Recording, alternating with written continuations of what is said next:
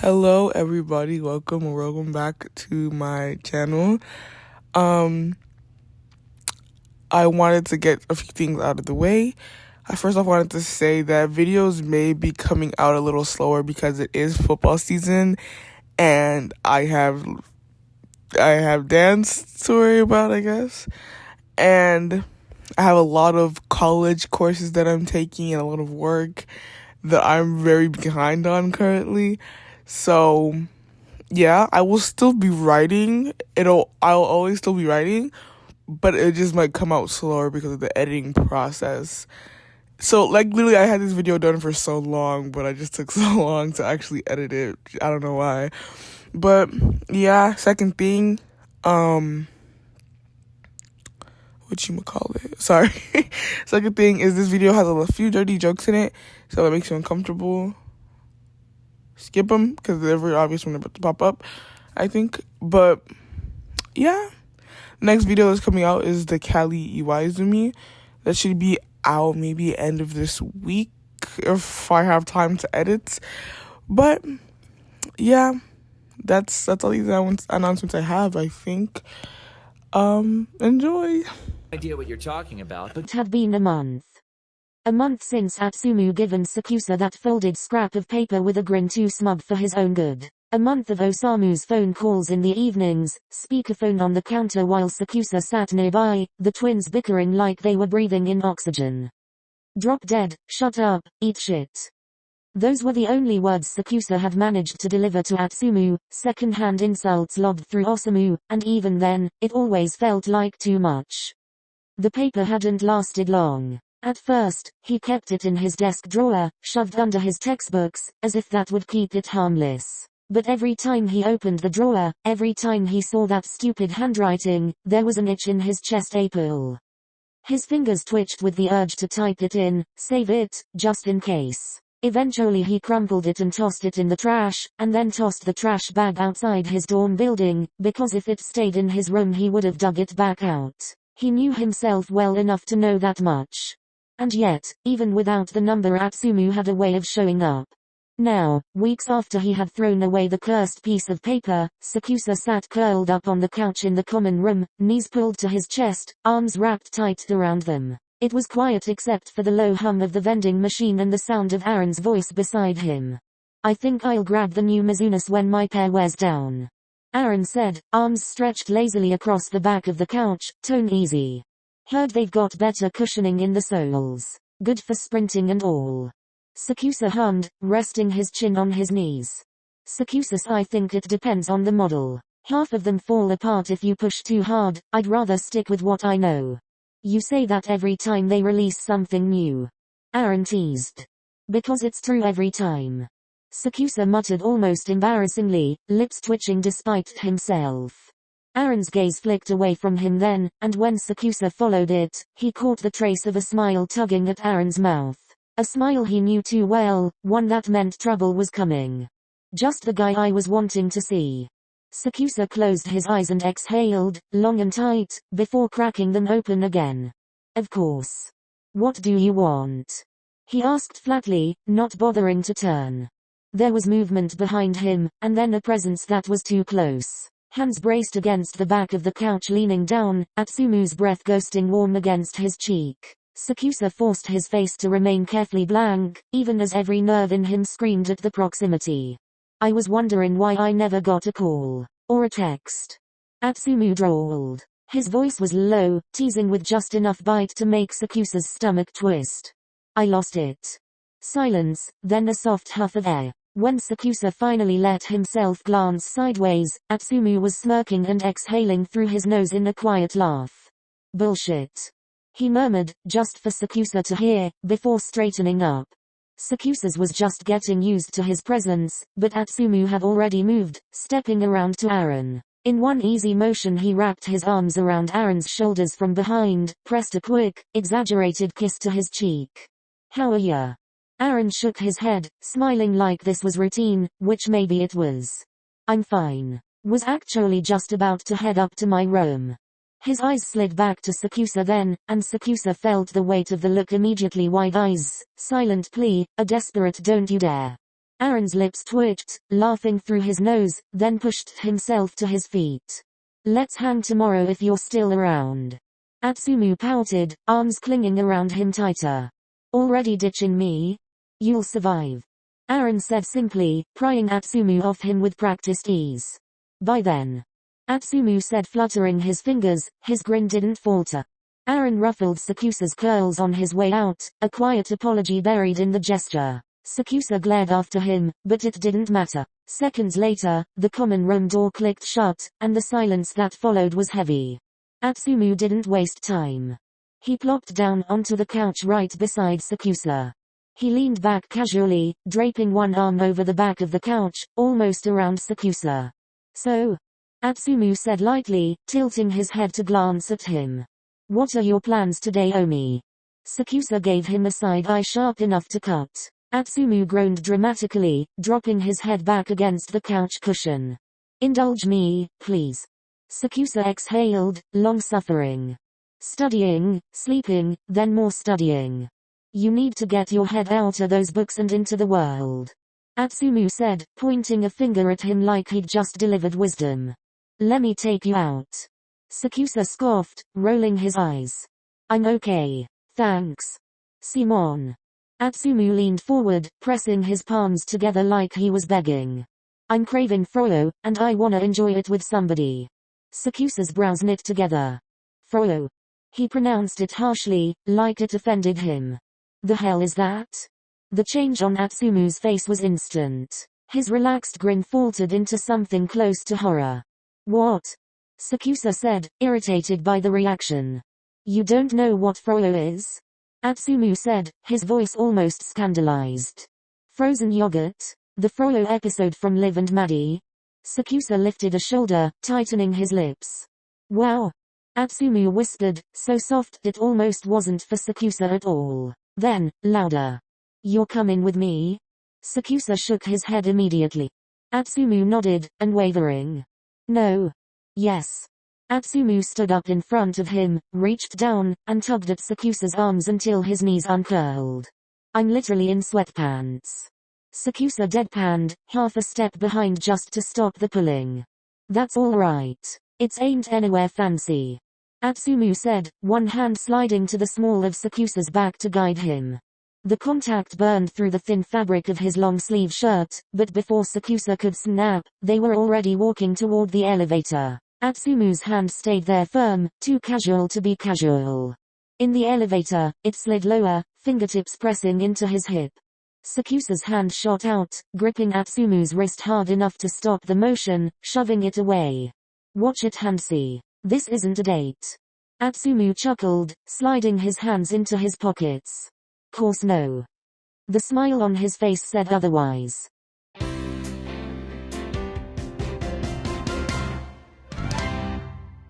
The Fro-yo place was nothing like Sakusa expected. Bright neon lights glared down from the ceiling, casting the walls in an array of pinks, yellows, and blues. Pop music blared from the speakers, just a touch too loud, making the floor hum beneath his Birkenstocks. The air was thick with sugar and artificial fruit, the kind of smell that clung to your clothes. It was loud, overwhelming, chaotic, and Atsumu looked right at home. Okay. Atsumu said, grinning wide as soon as they stepped in. Without hesitation he slung an arm across Sakusa's shoulders, pulling him half into his side like they belonged there together. Here's where the magic starts, baby. Sakusa turned his head slowly, one brow arching so sharply that Atsumu winced. Omi. Sakusa exhaled through his nose. That's not much better. I don't even know what to get. That's why you've got me. Atsumu puffed out his chest and steered him toward the row of yogurt dispensers, where the bright machines hummed and churned out frozen swirls. See me? I'm a classic guy.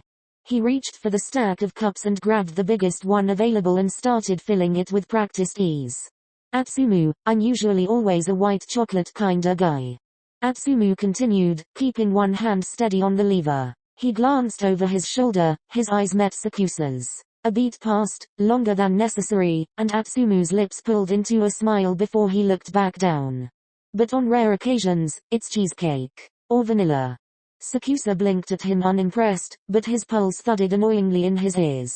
Atsumu turned, shoving a cup into his hands. That's huge. Sakusa said flatly, eyeing the ridiculous size. Atsumu chuckled, set it back down and handed him a medium instead. You haven't seen huge yet. Sakusa froze, ears warming instantly. What the hell is that supposed to mean? His neck prickled hot and he cursed himself for letting it affect him. He masked it with irritation. Telling me what you get doesn't exactly help me with my own dilemma, Mia. For the first time that night, Atsumu's grin faltered just slightly, his eyes flicking to the side as though something had annoyed him. But it was gone in a blink, replaced by his usual bright persistence. You like umeboshi, right? Sakusa stiffened. How do you? That leads me to believe you like things that are tart, fruity, savory perhaps. Atsumu continued as if Sakusa hadn't spoken at all. His tone was smug, like he was piecing together a puzzle. Sakusa shrugged, the gesture stiff and dismissive, but it didn't stop Atsumu from smirking knowingly. There's a tart flavor with your name written all over it, Omi. He pressed the medium cup into Sakusa's hands and gestured grandly to the dispenser. Go on. Sakusa frowned. You're not going to do it for me? Atsumu's grin spread wolfish. Wouldn't wanna take your Fro-yo virginity from you. Sakusa inhaled sharply through his nose, shoved the cup under the nozzle, and yanked the lever down like it had insulted him. His focus was laser-tight on the swirl of yogurt, not daring to look at Atsumu's expression. Atsumu chuckled. Easy live, Rooney. Remember, this is your first time. He reached out, gently pushing Sakusa's wrist to ease the stream before it overflowed. His hand lingered just a second too long before tugging him toward the toppings station. Come on. This is where the real magic happens. Sakusa deadpanned. You don't think that's a bit dramatic? Nope. Atsumu said immediately, his eyes glittering under the neon lights. Toppings are sacred. They're very near and dear to me. Sakusa muttered. Obviously. Atsumu ignored him. I always get mochi pieces. It reminds me of the texture of fatty tuna. Weirdo. Sakusa muttered as Atsumu bumped his hip against Sakusa's, grinning. I get cookie dough bites and brownie chunks too. He said mockingly. Fatus. Yup. Atsumu said cheerfully, unbothered. He tapped his chin, eyes flicking to Sakusa's cup. With your flavor though. Not sure. Thanks for the help. Sakusa said under his breath. What do you think would taste the best? Atsumu countered, leaning over the counter, his gaze scanning the options. Sakusa twisted his lips in thought for a second, eventually, he pointed to the popping boba and sour gummies. Yeah, those could work. Without thinking, his free hand settled on Sakusa's waist as he leaned closer. His voice dropped, teasing but soft. You could also add some granola. For some texture. Sakusa turned his head sharply, their noses almost brushing. His gaze dipped traitorously toward Atsumu's mouth before snapping back up. His throat felt tight. Yeah. He said, stepping away heading for the granola bin. Atsumu's grin followed him like a bad dream. By the time they weighed their cups at the register, Sakusa's have neat layers tart yogurt with precise granola sprinkled on top, a few sour gummy worms on top, with some popping boba. Atsumu's was a mountain of chaos, piled high with mochi, brownies, gummies, and chocolate drizzle. Atsumu pulled out his wallet before Sakusa could even reach. You said this wasn't a date. Sakusa muttered as the cashier rang them up. But you paying feels pretty reminiscent of one. I'm a gentleman, Omi. It's what I do. They carried their trays to the back, slipping into two chairs in the back of the store. Atsumu set his cup down, then reached out and pulled Sakusa's chair a few inches closer to his own. Ready for the second best flavor to hit your tongue? He asked, eyes dancing as Sakusa blinked. What's the first? The corner of Atsumu's mouth curved upward, slow and deliberate. He didn't answer, just chuckled. Sakusa's brows furrowed, his brain trying to piece together the implication. Before he could, Atsumu scooped a spoonful of his own Fro-yo, gesturing for Sakusa to do the same. 3. Atsumu counted, eyes locked on him. 2, 1. They both took a bite. Atsumu leaned forward expectantly, waiting for Sakusa's reaction. Sakusa chewed slowly, swallowed, then raised a brow. I like it, Mia. Is that what you're waiting for? Is that all? He swapped their cups before Sakusa could stop him. Tradition. You gotta try the other person's. Sakusa frowned. So you've taken a lot of your friends here, huh? Maybe. Sakusa rolled his eyes, lips twitching faintly. But. Atsumu leaned forward, emphasis heavy on the word. I've never helped anybody pick their flavor or toppings, so. He reached out and tapped Sakusa's nose lightly. You're special. Sakusa scoffed, shaking his head. They swapped back, and Atsumu grinned mischievously. Actually, let me feed it to you. You're pushing your luck. I just wanna set it apart from other dates. He shrugged until he felt a sharp pain in his ankles. Aomi, I meant hangouts. Please? Sakusa sighed, defeated, and Atsumu's grin exploded. He scooped a spoonful, lifted it toward him. Open up. Against his better judgment, Sakusa did. The spoon slid past his lips, the yogurt cold and sharp, and he swallowed quickly. I like yours more. He admitted. Atsumu jerked his chin toward Sakusa's cup. Your turn. Their eyes met, locked. Sakusa squinted, lips pressing thin, before finally scooping a spoonful and holding it out. Atsumu leaned forward, wrapping his mouth around the spoon but never breaking eye contact. Sakusa yanked his hand back. You're sick. Atsumu laughed, muffled around the spoon, before swallowing and pulling it out. Yours is surprisingly good. Well, you picked it so. Sakusa said dryly. And then, somehow, it was easy. They ate, swapped spoonfuls without thinking, argued over toppings and the ridiculous decorations. Atsumu made him laugh, unguarded and full, and the sound startled him every time it slipped out. He couldn't remember the last time it had come so easily. And the worst part was knowing it was Atsumu making it happen. His stomach fluttered and sank all at once, a contradiction he couldn't untangle. By the time they reached Sakusa's dorm, the sun was dipping behind the city skyline, painting the hall in warm golds and muted blues. Sakusa's feet were hurting beyond belief, his shoulders tense from the random assortment of activities Atsumu had dragged him into all day, some he hadn't even considered trying on his own. Arcade games that made him feel like a toddler, different foods that made his stomach feel all sorts of out of place, and of course the Fro-yo escapade that had somehow lasted more than half an hour. Sakusa stopped in front of his door, fishing the key from his pocket, when he felt a presence hovering too close behind him. Atsumu had slouched against the doorframe, forearm braced just above Sakusa. His body angled in, close enough that Sakusa could feel the warmth of him at his back, close enough that every small shift made the narrow space feel deliberate. You gonna invite me in? His words came low, head dipping close enough that Sakusa felt the weight of them at his ear. Still, Sakusa kept his stare fixed on the keyhole, knuckles tight around the key, unwilling to bend to the lure in his voice. What are you, a vampire? You've been in here a million times. Atsumu chuckled in lieu of an answer. Sakusa slid the key into the lock, twisting it with deliberate slowness. He stopped just before pushing the door open, turning his head back. Their noses nearly brushed. When are you going back to Osaka? He asked, his voice low and measured, but laced with something hidden. Atsumu didn't flinch. He held Sakusa's gaze, a faint smirk tugging at his lips. How long do you want me to stay?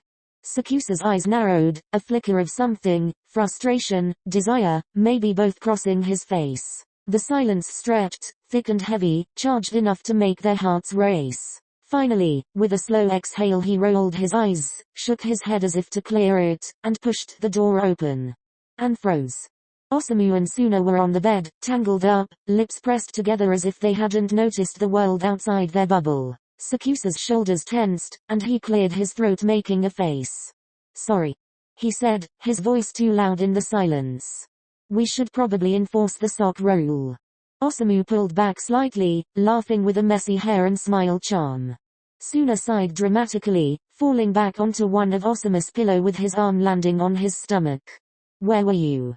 He asked, his tone teasing, dripping with mockery. Sakusa and Atsumu exchanged a glance, almost in perfect sync. I took him to get Fro-yo. Atsumu said smoothly, shrugging as if it were a common thing. Maybe it was. Nothing serious. Nothing serious. Suna mocked in that annoying younger brother kinda way. Sakusa leaned against the wall next to Atsumu, close enough to feel the heat radiating off him. He let his shoulder brush against Atsumu's side. Osamu and Suna squinted at Atsumu as if they were waiting for a confession that Sakusa didn't even know existed. Sakusa muttered under his breath, just loud enough for the occupants in the room to hear. Feels like I'm missing a puzzle piece here. Atsumu's grin widened, slow and mischievous. I think I should take my leave. Sakusa spun to him, eyes narrowing. And leave me here to third wheel? Atsumu squinted at him, something unreadable flickering in his eyes, and pressed a loud, deliberately exaggerated kiss into the space between them. Sorry, Omi. Sakusa's eyes squinted back, impatient. You still never answered my question. Atsumu held his gaze for a long moment, then tilted his head, smirk curling his lips. I'm going back tonight. Sakusa rolled his eyes. I'm sorry. Atsumu whispers only for him to hear, then moved from leaning against the wall and grabbed Sakusa's forearm, tugging him forward. Give me your phone. Sakusa hesitated, caught off guard, but complied. Atsumu typed something quickly, handed the phone back, and said with a sly grin. Now you have no excuse. Sakusa looked down at the screen. He had saved his number and texted himself. Atsumu raised a hand in casual salute toward Osamu and Suna. I'll see you all later. He said, giving them peace signs, then turned back to Sakusa, arms wide open. Sakusa hesitated, arms crossed, gauging the situation. If I give you a hug? He asked cautiously. Will you promise me not to spam when you inevitably text me? Pinky promise. Atsumu said without missing a beat. Sakusa exhaled, shoulders relaxing slightly, and lifted his arms, wrapping them around Atsumu's neck. Atsumu's hands wrapped around his waist, grounding him. They stayed like that for several long moments, neither wanting to move, both aware of the way their bodies fit almost too comfortably together. Finally, Sakusa muttered, almost under his breath. Okay. And on impulse, he patted Atsumu's chest, letting his hands linger. Wow. He said like it was involuntary. He squeezed lightly, then rested it there, moving up and down slower and slower. Atsumu chuckled, low and confused, clearly trying to contain a full laugh. Sakusa felt the heat creeping across his chest and neck, because why the hell is he so built? His hand still rested lightly, tentatively, almost exploring, almost teasing. Sakusa exhaled sharply, finally pulling back. You should go. Atsumu's grin widened knowingly, a spark in his hooded eyes. Okay, Omi. Atsumu's hands lingered on his waist, moving his thumbs in slow deliberate circles that felt almost like a silent plea. Like he wanted Sakusa to beg him to stay. After a moment, he slid them away completely and stepped back, leaving without a single glance over his shoulder. The door clicked shut behind him. Sakusa flopped onto his bed with a heavy thud, face pressed into the pillow. From across the room came Osamu's and Suna's laughter, full, teasing and relentless. Stop it. Sakusa muttered into the pillow. How does he do it? Osamu mumbles to himself, still laughing. Sakusa exhaled again, slower this time, rolling onto his back.